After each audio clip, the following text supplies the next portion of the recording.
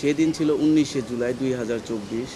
আমি আমার বাবার ভাত নেওয়ার জন্য বাসা থেকে নামি, তখন আমার ছেলেটা আইসক্রিম খাবে দেখে মসজিদ ধরে। মসজিদ ধরার পর আমি বলি যে তাহলে তুমি আমার পিছনে পিছনে আসো। আম্মুকে বলি যে তাহলে আমি যেহেতু নামবো, তুমি একটু ওর পিছনে পিছনে এসে ওকে নিয়ে যাও।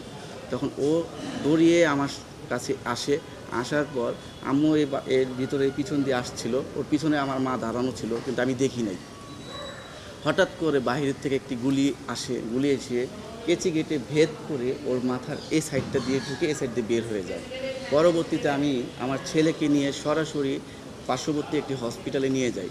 প্রাথমিক চিকিৎসার পর ওকে নিয়ে ঢাকা মেডিকেলের উদ্দেশ্যে রওনা হই। যখন সন্ধ্যা হয়ে যায় তখন আমি আমার মার কোনো খোঁজ খবর পাচ্ছি না, ফোন দিচ্ছি পাচ্ছি না। পরবর্তীতে 8, সাড়ে 8টার দিকে আমি আমার এক বাসার কলিগ, আমার পাশের ফ্ল্যাটের লোকের সাথে কথা বলি যে আমার মাকে তো পাচ্ছি না, আপনারা একটু দয়া করে আমার মাকে একটু ফোনটা দেন, কথা বলবো। সে বলে কি, আপনার মা এই মুসাকে যে গুলিটা লাগছে সেই গুলিটা বের হয়ে আপনার মার পেটে লাগে, তা আপনার মাকেও তো হসপিটালে নিয়ে যাই, ফরাজি হসপিটালে নিয়ে যাই।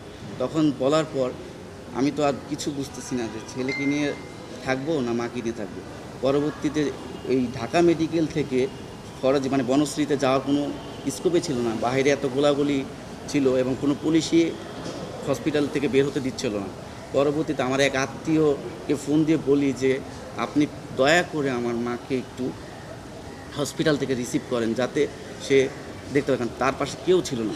পরবর্তীতে আমার আত্মীয় যাওয়ার পর তাকে দেখে যে ফরাজি হসপিটালের ওয়েটিং রুমের চেয়ারে সে তাকে শোয়ায় রাখা হয়েছে।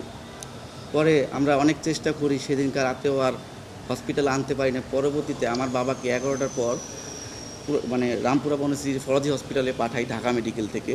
পাঠানোর পর আমার বাবাকে বলি যে যেভাবে হোক তুমি নিয়ে আসো।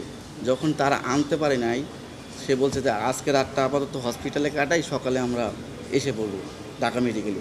পরবর্তীতে আমার বাবা বলছে যে পাচ্ছি না। পরে আমি ঢাকা মেডিকেল থেকে একটি অ্যাম্বুলেন্স পাঠাই যে আমার মাকে নিয়ে আসার জন্য। আমার মাকে নিয়ে আসার রাস্তার ভিতরে আমার মা মারা যায়। আমার ছেলে আপাতত মানে খাওয়া দাওয়া এনজি টিউব দিয়ে করছে, ও মুখে কিছু খেতে পারে না এবং ওর ডান সাইডটা আপাতত প্যারালাইজ আছে। এই সাইডটা উন্নত চিকিৎসার মাধ্যমে ঠিক হওয়া সম্ভব, যেটা আমাদের হয়তো বাংলাদেশে খুব কমই আছে। যেহেতু ওর শুরু থেকে শেষ পর্যন্ত চিকিৎসা এখন সিঙ্গাপুরে হচ্ছে, তাই সিঙ্গাপুরের ডক্টর বলছে ঠিক হবে, কিন্তু এটা অনেক সময় লাগবে। আর ওর এই মাথার এই সাইডে খুলি নাই, এটা হলো আলাদা আর্টিফিশিয়াল স্কাল্প লাগানো।